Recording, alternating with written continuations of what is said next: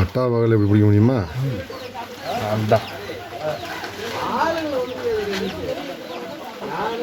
இப்போ இறங்கி வந்துச்சா 10 நிமிஷம் முன்னாடி மாடை தேடி போனோம். மேலே வரையும் மாடு இப்படி போயிட்டு யானை பார்த்துட்டு இந்த ரூட்டில் எடுத்து விட்டார் போல.